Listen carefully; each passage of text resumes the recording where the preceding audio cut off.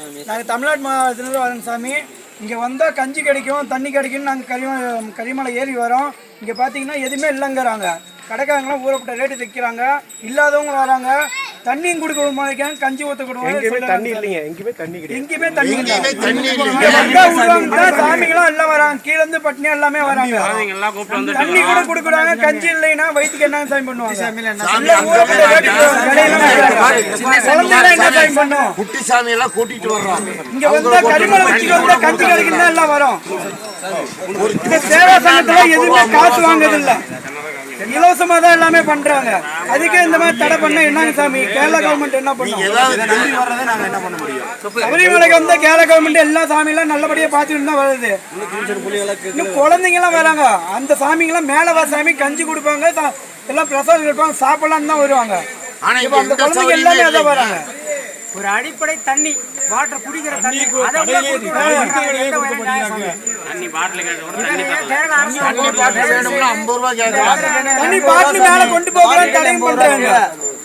அதுதான் இதுல 80 ரூபா சாமி இந்த வாட்டருக்கு. சும்மா கொடுக்க தண்ணி 60 ரூபா பாட்டில போட்டு விக்கிறாங்க. இதுக்கு மட்டும் பண்ணிக்கிறீங்க, மேல எடுத்துட்டு வரக்கூடாது காலி பாட்டிலுக்கு. ஒரு சாமி சாப்பாடு காசுலாம் சாமியில எப்படி சாமி சாப்பிடுறது? சும்மா சேவா சங்கத்துல இருந்து போடுறாங்க. ஒரு தோசை வேணும்னா 40 ரூபாய். மறுபடியும் குழம்பு கேட்டா தனியா காசு கேட்கறாங்க. இதெல்லாம் கேரளா கவர்மெண்ட் முன்னெடுத்து செய்யணும் சாமி. மறுபடியும் இந்த சேவா சங்கம் தொடங்கணும்.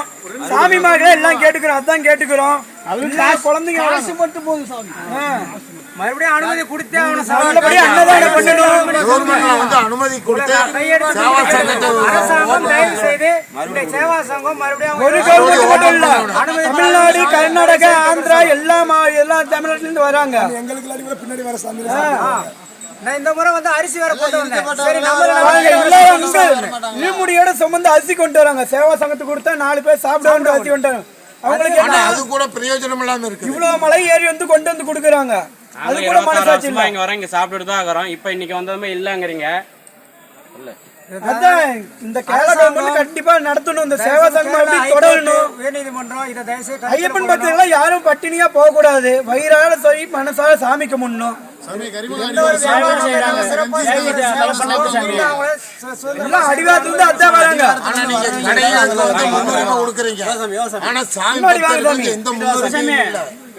இந்த சாமிக்கெல்லாம் என்ன தெரியும்?